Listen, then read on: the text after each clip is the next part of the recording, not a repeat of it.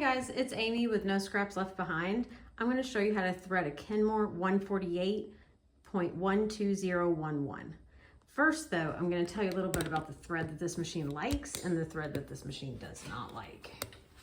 So some of these vintage machines, when they were made, this is how the thread was made. It was just straight wound. It's just up and down and up and down on, like a bobbin would wind. That's how the thread was produced on the spools. Nowadays we have what we refer to as cross wound thread. It looks like this, and you can tell by the light it's like up and down, back and forth. That's how it's done on the spool. This machine doesn't like this. It gets real jerky, just like jerks the spool around on the top. So if you have cross wound thread, which I always recommend Gutermann because it's really good thread. It's like a premium thread, and you want to use it on a vintage machine like this, then what you can do is you can get a thread guide. This is a thread guide. And what this does is it gives you space. So you put the thread here, then you just take it and you just wrap it around the top as easy as can be. It's just hanging, dangling there. And then you take this whole thing and set it behind the machine. And I'll set it over here. And then we take our thread right here. And now, instead of going from here to the thread guide, we're going to use this one right here. So we're going from the back. So we basically just gave the thread a whole lot of space, and that's how we would do it from there. That's how you would use cross wound thread with a vintage machine. So I'm gonna go ahead and show you how to do it with the straight wound thread, because that's what I got on the machine. All right. Hopefully this thing is gonna last. All right, here we go. We're gonna put that back there. We're going from here, then we're gonna hit this first thread guide right here. This first one is just going from the back to the front. Then we're gonna go down and we're gonna get the tension discs. And when we get the tension discs, excuse me, let me straighten this up. Sorry about that. When we get the tension discs, first things we need to check is the back of the machine. Because, I'll show you something here. Okay.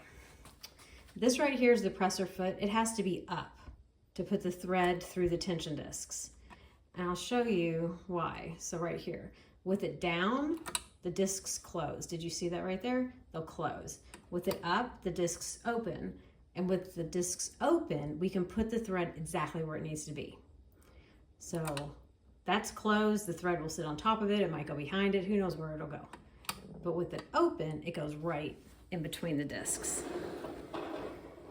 Okay, so I'm going to take this out so I can show you. So you got it here, here to here. Now we're going to hit these discs down here. Most machines, there's like this tiny little finger right here, and if it helps you guide the thread to go in between the discs. So we're just going to put it right in between the discs. Now it's here. We're going to go around and down and back up. But I'm going to show you a little trick to do this. If you put your finger on the thread and hold it against the machine real tight, then when you bring this up, it's gonna go right where it needs to go. There we go, it's right there. So this is how it should look when you have threaded the tension. Okay. This thread is looping around this little guy here. It's gonna go all the way around. It's gonna come back up, and then it's gonna catch this right here, the check spring, okay? Now, next place we're going is up here. We're gonna go from the right to the left, right to the left. There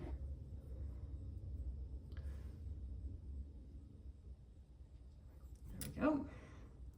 And now, this is where it gets a little tricky because there's one hidden back here. There is a thread guide right there. Yeah, it is right there. I don't know if you're gonna be able to see it or not. Probably not.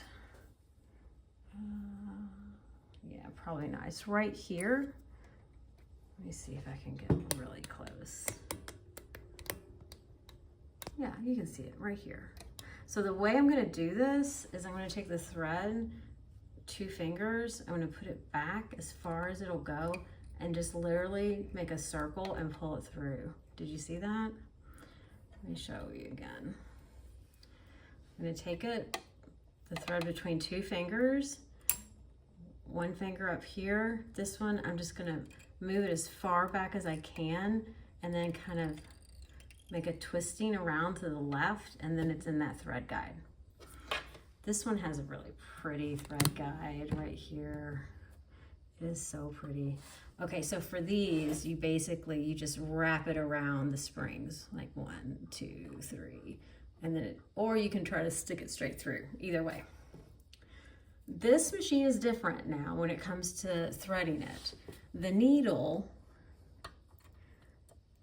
has a flat part of the needle, okay? The flat part is gonna slide up and go to the right, okay? So this is my flat part and it's facing that way, facing right. I'm gonna push it up as far as the machine will let me push it up. Just slightly tighten it. It doesn't need to be too tight. Now the groove is on the left-hand side. You can feel it with your nail right there. That's where the groove is, and that's where the eye of the needle is. So it threads from left to right. Let's see. Oh, this isn't gonna thread because it's all frayed on the end, but you get the gist of it. So the thread is gonna go from the left to the right through the needle, and then we can pull up our bobbin. I will show you the bobbin real quick. It's similar to a lot of the other vintage machines. It's got a nice metal horizontal bobbin down here, right here.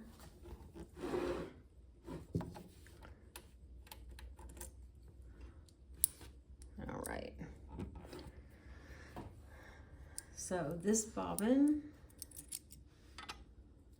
here's the thread. The thread is gonna, after you wind it, you wanna make sure the thread is coming, hopefully you can see that right there, from the left side, and it's gonna wrap around to the right side. So the thread is going this way, okay? We're gonna put that in the bobbin case. And now we're gonna look for, there's a tiny little spot right here that the thread's gonna slide into. I'm gonna slide it into that spot, and then while I'm holding it, I'm gonna gently tug it over to the side, and it's gonna pop out right there. So I got it in that little spot right here. Hopefully you can see that. It goes right in there. And then I'm just going to gently, and you'll hear a little snap, and then it's coming out right there. So hopefully you can see that. Right there, that's where it is. Now to put it in this case, if you lift this lever and hold it with 2 fingers, then the bobbin won't drop out. And this finger right here goes right at the there's a little indentation that it fits into perfectly. So I'm gonna slide it in. Once I get it in that little indentation, I'm gonna make sure it closes and make sure it's not gonna come out. And then, here's some snips. Let's go ahead and thread this needle. Since it's on this side and we're threading it from the left side to the right side. That's how that looks. And then just some common sewing courtesy is to bring the bobbin thread up.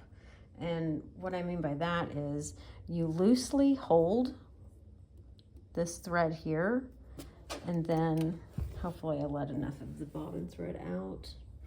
Anyway, so if you loosely hold the thread and then use your hand wheel, once the needle comes back up, if you just gently tug on the thread, then your bobbin thread comes up. And then you've got both of your tails the bobbin thread and the spool thread, and you can tuck them back here. If you start them off back here and just hold them for like, don't hold them tight, but just hold them out of the way for like the first stitch or two, it'll be a really pretty stitch. That's how you thread a Kenmore 148-12011. Thanks, guys.